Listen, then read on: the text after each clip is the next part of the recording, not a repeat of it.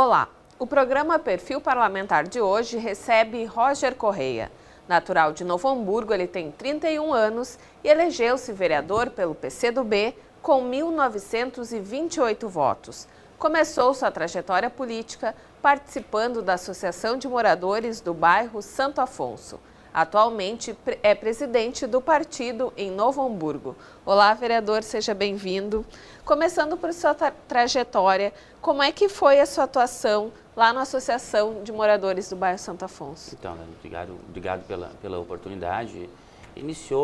A gente percebe os problemas onde a gente vive, né? E como morador do bairro, o bairro Santo Afonso é um bairro que sofre com o estigma da violência também, é o bairro que ainda tem menor renda per capita do município, temos uma série de problemas naquela comunidade.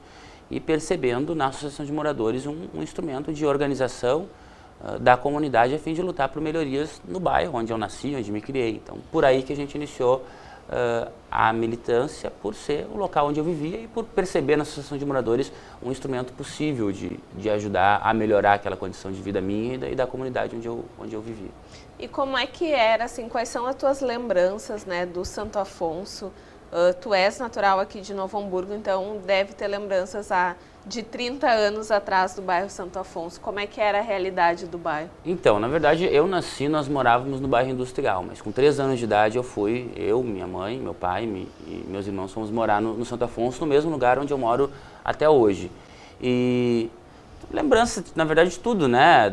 Daquele lugar, eu moro na rua Buenos Aires e no meio dela, hoje tem uma praça, mas era um campinho. Então, ali nós caçava vagalume, ali chovia, virava um banhado e ouvia, eu lembro do barulho dos sapos, vocês cantando, enfim, fazendo aquele barulho típico dos sapos, caçando girino naquele banhado, jogando futebol na frente de casa, a escola onde eu estudava, no lugar onde eu moro tem um monte de escolas municipais ali também, tem o Ari Roth, Calda Júnior, tem o João Batista e o Ari Roth foram escolas que eu estudei. Minha mãe era merendeira nessas escolas, inclusive, então uma lembrança muito agradável, assim, de vida, dos amigos, dos vizinhos, então... A tua atuação, né, começaste ali no bairro, na Associação de Moradores, mas depois ampliou ela pela cidade, participando dos movimentos estudantis, né? Como é que foi essa, não digo migração, porque não deixou de fazer uma coisa para seguir outra, mas como é que foi essa tua passagem para o movimento estudantil? E isso também tem a ver com a questão da marginalização dos jovens do Santo Afonso? É possível. A verdade é que antes ainda do movimento comunitário, eu trabalhava na época numa loja de vidro de carro, trocava vidro de carro automotivo. E nessa época eu lia nos intervalos entre uma troca de vidro e outra, eu lia no Correio do Povo, que essa empresa ela tinha assinatura do Correio do Povo, eu lia umas matérias, li esse jornal e no jornal tinha matéria sobre o Fórum Social Mundial, na época em 2001, a primeira edição do Fórum Social Mundial. E sem entender muito, mas eu simpatizava com aquela chamada de um outro mundo é possível, lia as matérias, comecei a ter um encantamento por aquilo. E compartilhava isso com os amigos meus do bairro mesmo, colegas de escola, vizinhos, parentes, aquela turma que se reunia, minha casa sempre foi um ponto de encontro, por minha mãe ser uma pessoa muito querida, acabou que era onde a gurizada se encontrava, né? Porque eu tinha 18 anos. E lendo aquilo e compartilhando aquelas impressões com esses amigos, a gente se organizou entre nós mesmos, criamos um movimento independente, nós mesmos, e participamos do Fórum Social Mundial naquela ocasião, e no dia 1º de maio de 2002 a gente participou do ato do Dia do Trabalhador na Praça Centenário. E até um episódio engraçado que nós estávamos entre 12 amigos naquela ocasião, e o que já revela um problema de mobilidade urbana e de transporte coletivo na cidade, porque era um feriado de 1º de maio, nós do Santo Afonso, e no dia do feriado não tinha ônibus do Santo Afonso para o Canudos. E vários de nós não tinha dinheiro para 4 passagens, tinha para 2 passagens. Então, dos 12 amigos que estavam indo para o ato, viramos 7. Né? Só 7 conseguiram custear ali. Fizemos uma vaquinha e deu para ir 7. E naquela ocasião, nós conhecemos, fomos apresentados naquele ato para o presidente da UJS, na ocasião, Jason Neves, e do Fábio Vazzi, que era então presidente do PCdoB. E aí eu conhecia, já tinha visto a UJS, tinha visto umas frases da UJS que eu nunca esqueci, lembro até hoje, que uma que dizia que era Brasil, quem te ama não te usa, e outra que dizia, enquanto ter for mais importante que ser, o mundo continuará assim. Então eu me identificava também com essas frases e acabei daí, depois o Fábio ficou encantado com aquilo, né? Na época eu nem entendia direito, mas é difícil tu encontrar um grupo de jovens organizados e sonhando em construir uma sociedade diferente, né? Sem ter nenhum vínculo partidário. E aí quando o Fábio nos conheceu, ele se encantou e não nos largou mais, né? Então a partir daí veio nossa militância na União da Juventude Socialista e posteriormente no PCdoB. E iniciamos a nossa ação no movimento comunitário, porque era o nosso bairro que nós vivíamos, era onde nós conseguíamos perceber que nós deveríamos lutar para mudar. E a relação com o movimento estudantil foi fruto também desse processo de amadurecimento, de conhecimento que o partido nos proporcionou, de conhecer a história, mais profundamente a história da luta do povo brasileiro e perceber o papel do movimento estudantil e da juventude como um movimento estudantil enquanto um movimento e a juventude como um segmento da população que tem um papel importante nos processos de transformação do nosso país. E a UJS, ela tem uma atuação importante no Brasil inteiro, no movimento juvenil, no movimento estudantil. A partir daí a gente passou a contribuir também com o movimento estudantil aqui na cidade, mas também paralelo a isso, a partir de 2013 eu comecei a trabalhar também em projetos sociais, em organizações não governamentais na área da infância e da juventude. Então fui conciliando, né, essa militância política partidária que se deu no movimento comunitário, no movimento estudantil, com uma atuação militante também, mas de âmbito profissional, em projetos de educação popular voltado à infância e à juventude, em diferentes ONGs que eu trabalhei até 2008. Com certeza o JS te proporcionou vários momentos, né, até de participar de congressos nacionais, que tu participas até hoje, né? Qual é o legado, assim, que tu podes dizer que é o JS, a bagagem que tu conseguiste através da UJS? Eu acho que uma coisa que é bem importante é o orgulho de ser brasileiro, né? A gente fica, até por uma questão geográfica, nós gaúchos, a gente fica meio deslocado desse processo, dessa riqueza do nosso país. Nosso país é um país continental, com uma diversidade, com uma pluralidade, com uma riqueza tremenda. E essa possibilidade de conhecer pessoas e a cultura de diferentes locais do nosso país nos permite conhecer essa riqueza e, a partir desse conhecimento, ter orgulho do país que a gente construiu e esse orgulho dá ainda mais vontade de lutar, né, para transformar, diminuir as desigualdades, construir um país rico no sentido mais amplo, né, do ponto de vista social, do ponto de vista econômico. Acho que esse é um legado importante que a UJS e o PCdoB me proporcionaram. E essa questão do PCdoB, né, tu nos contou que encontrou o Fábio Vaz, e aí a partir daí tu já te filiou no PCdoB, como é que foi teu ingresso na política partidária? Olha, demorou, era uma época ainda que o PCdoB ele sofreu algumas transformações nesses 10 anos que eu pude acompanhar, que eu milito. Não foi no início a gente foi atuar na UJS, né? E aí deu uns 4 ou 5 meses nós fomos convidados para entrar no PCdoB. Porque o PCdoB foi um partido que já tem 91 anos de história, foi um partido que sempre nos períodos ele pode se parecer igual aos outros nos momentos de democracia, mas nos momentos onde a democracia é castrada, o PCdoB sempre foi um partido que sofreu muita agressão, né? O episódio da chacina da Lapa, onde a direção do partido foi morta, na guerrilha do Araguaia, onde mataram também militantes do PCdoB, a ilegalidade que foi imposta, grande parte desses 91 anos de história, o PCdoB esteve clandestino, ilegal. Então, militantes foram assassinados, torturados, exilados. Então, o PCdoB ele passou por processos diferentes e muito duros para garantir a sua existência.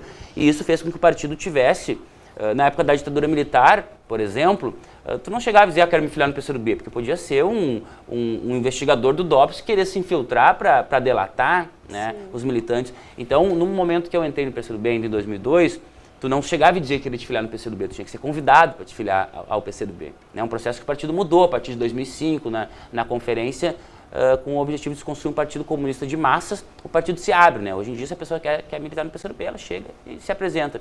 Então nós aguardávamos. Eu lembro que eu e o Everton, que foi um amigo que entrou junto comigo, foi convidado junto comigo, nós estávamos ansiosos, quando é que vão nos convidar, né? Porque era algo honroso, ainda é algo honroso, mas agora a pessoa tem a liberdade de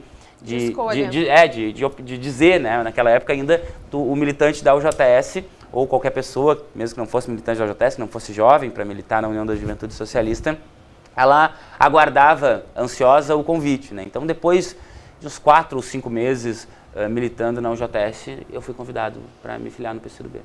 E o partido aqui em Novo Hamburgo teve um momento, acho que um dos mais difíceis em 2010, quando o Fábio Wahsen morreu num acidente de carro, né? Como é que foi essa... ocorreu alguma mudança no partido? Acho que hoje tu és presidente, seguindo, né, o legado que ele deixou. Como é que foi esse momento para o partido aqui em Novo Hamburgo? Foi duro, né? Foi duro. Acho que além de perder um camarada que ajudou a construir o partido, também um amigo, uma pessoa que dificilmente passou sem marcar a vida das pessoas com quem tiveram a oportunidade de interagir com ele. Mas apesar de todas as dificuldades objetivas pelo papel dirigente que o Fábio exercia e também subjetivas, emocionais, das pessoas perderem alguém querido, o partido conseguiu também, desdobramentos de todo o esforço que ele teve, o partido conseguiu se manter e se fortalecer. O PCdoB, que eu entrei, se nós vou pegar dois ambientes aqui, né? Porque nosso partido é um partido, ele luta na institucionalidade, ele acha importante ocupar espaços de gestão, de administração do Estado, né? Mas como estratégia para construir uma nova sociedade. Mas é fundamental nesse processo também interagir com os movimentos sociais. Então o partido tem esse olhar, ocupar o espaço institucional, mas também interagir com os movimentos sociais. O PCdoB de 2002, quando eu ingressei, ele era um partido que na última eleição municipal, ele havia feito cerca de 800 votos para vereador. O PCdoB de 2012, que é o PCdoB de agora, é um partido que fez mais de 9 mil votos para vereador.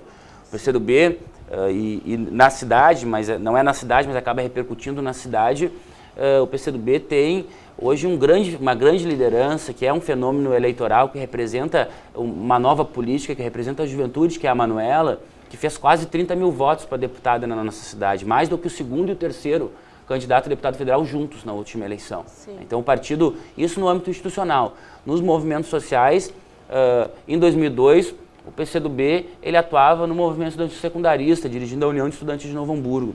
Hoje o PCdoB, além de dirigir a UNH com muito mais experiência, fazendo um trabalho muito mais vinculado com as bases do movimento estudantil secundarista, também está à frente do DCE da Universidade Fevale, também dirige a União das Associações Comunitárias e várias associações de moradores na cidade. Então é um partido que se fortalece muito, tanto na sua ação institucional, quanto também no seu vínculo e na organização dos movimentos sociais. Roger, saindo um pouquinho da questão partidária, né, tu me falaste que atuou também como educador social, né, em alguns projetos e chegaste a ser eleito conselheiro tutelar em 2008. Enfim, como é que foi essa experiência? Tu não chegou a assumir, né? Como é que foi isso? Isso, foi uma eleição que foi anulada, né, por algumas questões dos trâmites do processo eleitoral, acabou que nenhum dos conselheiros assumiu naquela ocasião.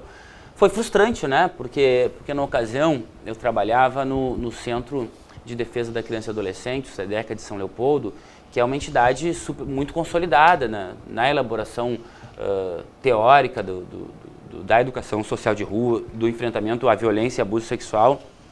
E as ONGs, elas têm um ambiente que é bem interessante, que ele é muito gratificante do ponto de vista pessoal de quem interage nesse ambiente, mas que ele também pode te causar algumas estranhezas, né? Porque eu trabalhei, como eu falei, antes de 2003 até 2008 nesse ambiente, que são ambientes muito mais, as relações são muito mais fraternas, muito mais solidárias, muito mais horizontais. Então, tu acaba tendo criando uma educação, um hábito de atuação profissional, que às vezes quando tu está num ambiente mais hostil, como é o legislativo e o executivo, tu acaba estranhando, né? Porque as relações elas se dão em outro formato, a dinâmica ela é diferente. Então foi, do ponto de vista humano, uma experiência extremamente engrandecedora, que em alguns aspectos me fazem falta e que eu acho que muito possivelmente no futuro farão parte da minha vida de novo, né? Mas foi demais, assim, sabe? Acho que uma experiência que não me arrependo e bem pelo contrário. Sinto falta em alguns aspectos, tanto que eu acho que ela vai voltar a fazer parte da minha vida dentro de algum tempo. Tá certo, então. Programa Perfil Parlamentar de hoje, entrevista o vereador Roger Correia. Nós vamos a um breve intervalo e voltamos já.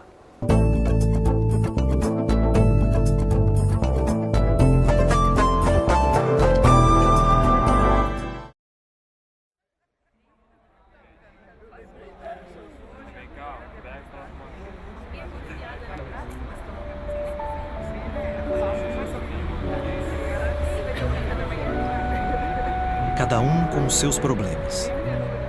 E o CVV? Para escutar os de todo mundo, ligue 141 ou acesse o site cvv.org.br e encontre apoio emocional. CVV, a linha da vida. Se a liberdade e a democracia não são termos equivalentes, certamente são complementares.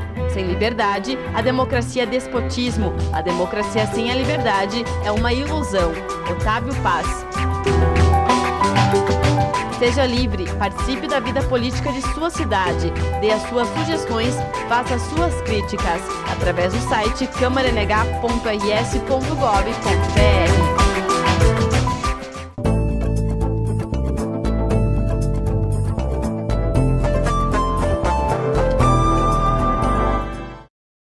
Estamos de volta com o programa Perfil Parlamentar e o nosso entrevistado de hoje é o vereador Roger Correia.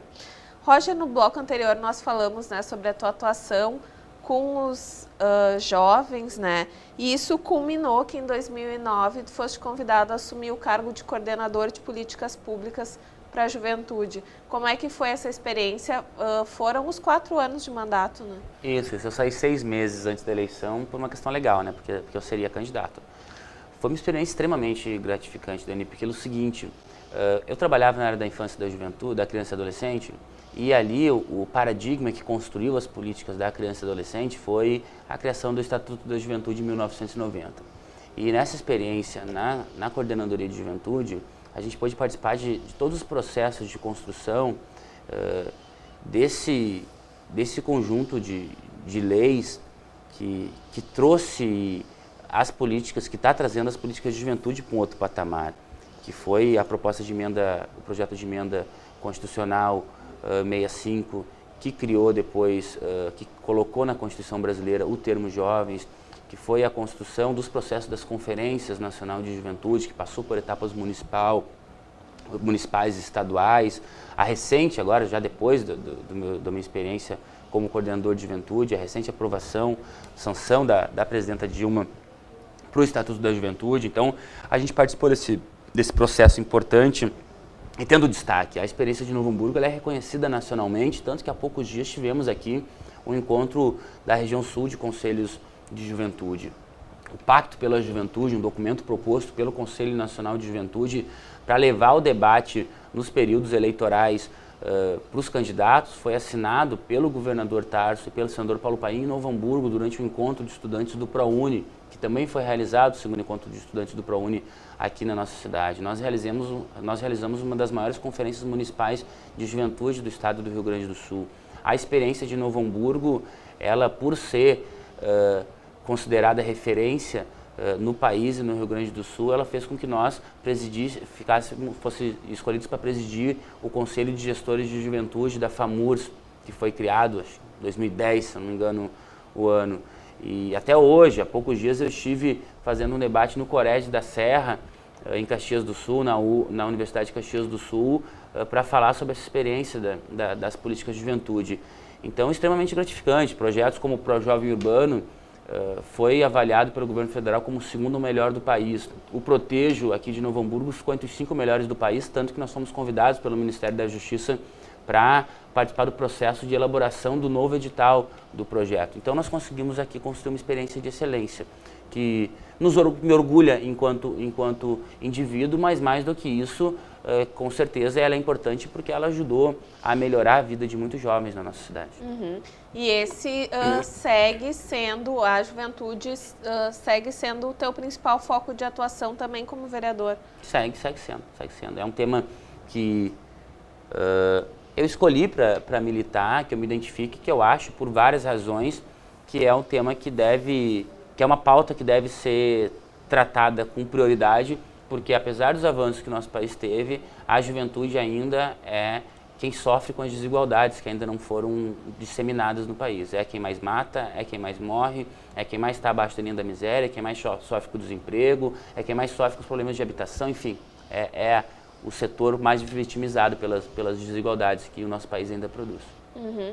E quais são as maiores carências, que tu achas dos jovens, não só aqui em Novo Hamburgo, mas também no nosso estado, O que precisa ainda mudar para melhorar as condições de vida dos jovens? Acho que precisa ter políticas públicas de fato eficientes. Os governos eles precisam priorizar de verdade a questão da juventude. Priorizar de verdade é criar, e aí é investir mesmo em recursos públicos, é ter recursos públicos investidos de maneira elaborada, pensada para a juventude, em diferentes segmentos. Porque creio que a ausência das políticas de juventude ao longo de muito tempo e hoje a fragilidade delas é o que gera essa condição que a juventude vive no nosso país. E tu achas que, tu és o presidente da Comissão de Educação aqui da casa, né? Tu achas que a educação é uma das principais políticas que deve ser investida para os jovens? Eu acho que sim, eu acho que a educação ela é importante enquanto direito universal, mas ela precisa vir acompanhada de outras questões, né? Inclusive um modelo educacional que só prepara a juventude, principalmente o modelo da escola pública, onde a juventude senta, onde o estudante senta reto para frente, não participa, não tem acesso à cultura, onde a escola muitas vezes não dialoga. Ou só prepara para o vestibular. Ou prepara para a competição, prepara para o vestibular, não provoca questões, a reflexão crítica, não relaciona a educação com o mundo do trabalho, com as coisas concretas da vida, não desenvolve uma série de questões, ela também é limitada. Acho que sim, tem que garantir educação para todas as pessoas, principalmente para a juventude, que é quem está nessa fase, nos diferentes níveis, né? Acho que o ensino médio, o ensino superior, garantir, mas também repensar esse modelo da educação que foi criado há muito tempo atrás e que sofreu poucas reformas.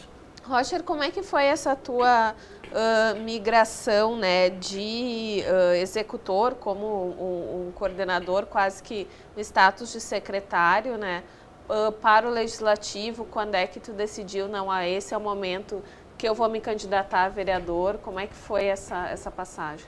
Então, nós já tínhamos há bastante tempo, desde que assumimos na Coordenadoria de Juventude, já tinham o projeto de ocupar um espaço no Legislativo. A gente tem protagonismo político mesmo, isso também é fortalecer as políticas de juventude. Acho que se hoje o tema da juventude ele é um tema lateral no Brasil, nos estados e nos municípios, é porque não tem quem trate esse tema, né? No limite, os temas que são levados em frente são os temas de quem pauta. Por que hoje as grandes corporações, as grandes empresas brasileiras, os setores bancários, eles investem pesado para eleger deputados? Para que as pautas deles sejam levadas para frente. Então, a gente vai mudar a condição da juventude quando mais parlamentares, quando mais prefeitos, não precisa ser jovem, mas tem essa pauta. Então, o tema das mulheres, o tema da livre orientação sexual, o tema, enfim, os diferentes temas da igualdade racial, do respeito ao idoso, todos esses temas, que são temas, entre aspas, das minorias, eles só vão ser respeitados, vão estar na pauta quando tiver gente, dentro do modelo que a gente vive hoje, gente com voto, gente ocupando espaço eletivo para pautar. Temos os trabalhadores, nós temos 4 ou 5 parlamentares que de fato são trabalhadores, têm compromisso com esse tema. Então isso limita esse debate. E nós tivemos também nessa legislatura uma grande renovação aqui no Legislativo, né? Muitos vereadores na faixa dos 35 anos para menos, né? Até antes, vereadores com menos de 30 anos. A que tu atribui essa votação e essa renovação maciça aqui na casa? Essa pergunta ela é bem frequente, né? Até porque ela causou uma surpresa para a cidade, na minha opinião, uma agradável surpresa. Eu acho que, de um lado, isso revela, alguns acham que é desesperança, eu acho que é esperança. As pessoas votam no novo, é porque elas acreditam que é possível outras pessoas de uma outra geração fazer algo diferente. Então, acho que isso mostra que ainda existe esperança por parte das pessoas na política. A política, ela é, no modelo de sociedade que a gente vive, um instrumento para se perpetuar as situações, para manter elas, para transformar, né, ou para piorar. Então, é através da política que passa essas questões. Então, acho que isso revela, de um lado, essa esperança da população e, do outro lado, é uma responsabilidade muito grande daquelas pessoas escolhidas em atender as expectativas da população para que a esperança se renove e não se acabe nesse processo de renovação. Como é que tem sido a tua experiência aqui no Legislativo nesse primeiro ano de mandato? Ela foi uma experiência desafiadora. Acho que primeiro por ser tu sai da sociedade civil, vai para o executivo e vem para o legislativo, né? Um espaço diferente. Penso que, do ponto de vista, no aspecto de estar no primeiro mandato, ter que se apropriar das dinâmicas, dos limites e dos potenciais dessa ação, tendo ainda o papel de ser líder de um governo que um ano foram 2 governos, 3 meses de um e agora 9 meses de outro, né? Vão fechar 9 meses de outro. Então, se apropriar das pautas com profundidade para conseguir buscar articular a posição da base, dialogar com o executivo, com a oposição. Então, nesse sentido, foi bem desafiador. Acho que, por ser o primeiro ano, tivemos limites nessa ação também. E, além dessa ação, ainda cuidar do mandato, né? Porque isso ainda são as ações de cuidar do papel de líder do governo nessa relação base, executivo, oposição. E, além disso, cuidar do mandato. E, no mandato, nosso compromisso maior foi de buscar romper com uma das questões que incomodam a população, que é o político que só aparece em época de eleição. Então, como fazer isso, se apropriar ainda de tudo que acontece aqui na casa e conseguir estar perto das pessoas, né? E estar perto, acho que de 2 formas. Tu estar perto simbolicamente, que é fisicamente sair aqui do Palácio 5 de Abril e estar perto das pessoas, né? Ouvindo e falando, mostrando o que tu está fazendo, mas estar perto também, encaminhando projetos, indicativos, para que dialoguem com as vontades das pessoas. A gente tem buscado fazer isso, né? Acho que ainda não com excelência, mas teremos aí mais tempo para tentar aprimorar, mas nós temos clareza de quais são os compromissos que a gente assumiu e estamos trabalhando nessa perspectiva. Como líder do governo da casa, né, obviamente tu faz essa interlocução, né, entre o executivo e os vereadores, tanto da base como da oposição, mas a tua posição pessoal, assim, e como vereador, esquecendo o líder do governo, qual a tua avaliação desses primeiros meses do governo Luiz Lauermann? Então, acho que é um governo que tem buscado construir uma relação grande de diálogo com a casa. Acho que o último episódio da votação do orçamento é um exemplo claro disso. Além disso, é um governo que, até por ser um governo de continuidade, a gente espera de aprofundamento de um projeto voltado à participação e a melhorar a vida daquelas pessoas que mais precisam, é um governo que tem uma grande quantidade de obras em execução.